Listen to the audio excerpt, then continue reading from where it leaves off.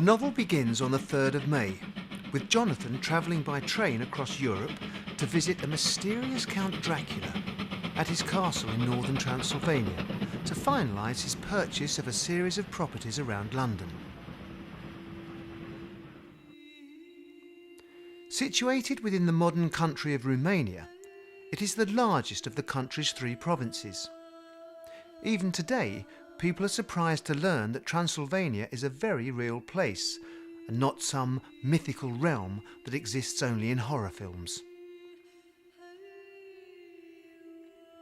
Similarly, since its creation, Dracula has become so iconic, the line between fact and fiction has become blurred, with people expecting it to be a land of death and superstition.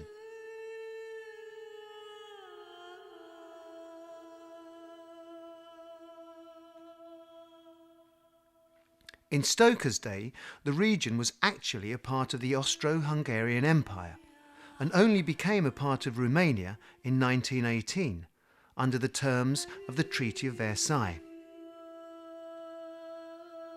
This explains why Stoker uses the German spellings of the place names and why, during the first few pages of the novel, Jonathan uses German rather than Romanian to communicate with the locals.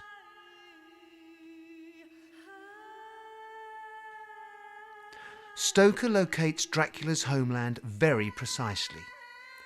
It was carefully selected, as he knew it was a region rarely even heard of, let alone visited by tourists, adding to the sense of mystery and foreboding for the reader. I find the district named by the Count in the extreme east of the country, just on the borders of 3 states, Transylvania, Moldavia and Bukovina, in the midst of the Carpathian Mountains, one of the wildest and least known portions of Europe. I read that every known superstition is gathered into the horseshoe of the Carpathians as if it were the centre of some sort of imaginative whirlpool.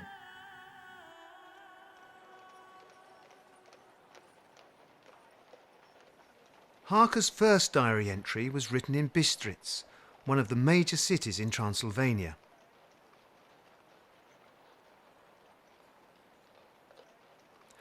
Located in the north of the province, Bistrita, to give it its Romanian name, is now a modern European city.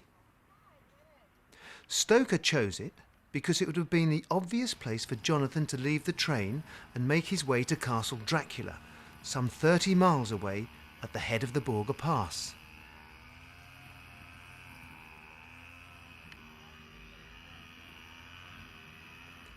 Like most Transylvanian cities, Bistritz Old Town cannot hide its Saxon connections.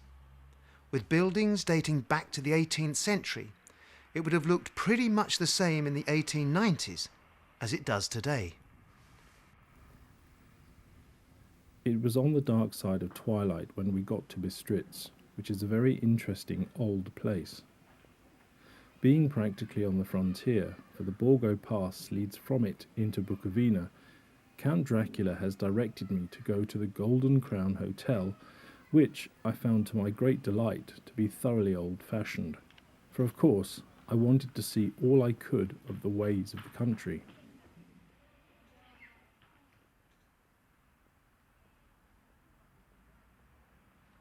At the time of the novel, the Golden Crown Hotel where Harker spends the night was fictitious, but it's now possible to stay at the Coroana de Aua, which has been specially built for the connection to the novel.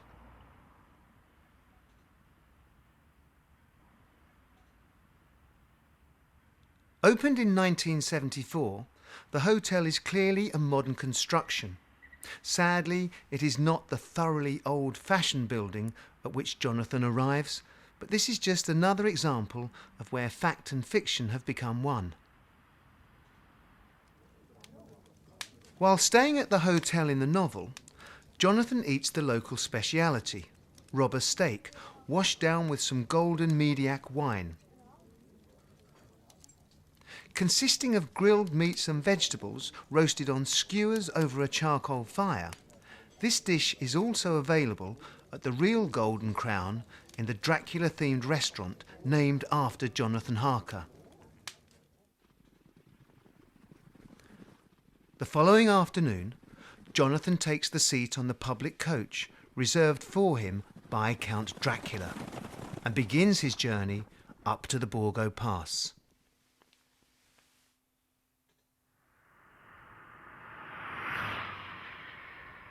The road he would have taken links Bistritz to Vatradorne in neighbouring Bukovina and is the main pass through the eastern Carpathians, a region known as the Bargau Mountains. To use its Romanian name, the Castle Dracula climbs to an altitude of 1,200 metres to reveal the valley below. Even today, the road from Bistritz through the Borgo Pass is still the main route which links this part of Romania with Moldavia. Today, it's a modern highway, and although it isn't quite the jagged and forbidding mountain pass Stoker describes in the novel, his description of the area is still surprisingly accurate. Beyond the green swelling hills of the Mittelland rose mighty slopes of forest up to the lofty steeps of the Carpathians themselves. Right and left of us they towered, with the afternoon sun falling full upon them and bringing out all the glorious colours of this beautiful range. Deep blue and purple in the shadows of the peaks, green and brown where grass and rock mingled, and an endless perspective of jagged rock and pointed crags, till these themselves were lost in the distance, where the snowy peaks rose grandly.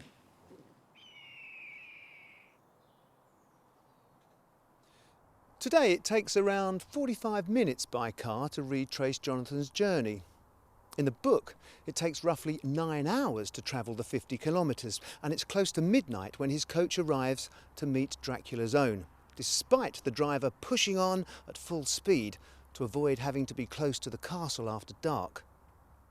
At the meeting point, Jonathan is nearly abandoned by the terrified coach driver, but almost as soon as he arrives, he is met by Dracula's mysterious carriage, which takes him on a deliberately long and complex drive through the forest, amid eerie blue flames and the distant howling of wolves through the trees. Some considerable time later, during the early hours of the 5th of May, Jonathan finally reaches Castle Dracula. There are many theories as to the inspiration behind the Count's mountaintop home, but the truth of the matter is that even though Transylvania, and indeed Romania as a whole, has many castles, no such structure existed near the Borgo Pass in the late 19th century. Not one to let facts spoil a good story, in 1983 the Romanian government built one. Like the Coroana da Aur Hotel, the castle isn't genuine. It claims to be built in the medieval style, and although parts seem to be authentic, it still cannot fully disguise its 1980s construction. While guests may not be sleeping in Dracula's actual castle, they are sleeping in the very place it would have been had it been real. The views from the windows are the very views that Jonathan would have seen, and the smells and the eerie silence of the mountains are all very genuine.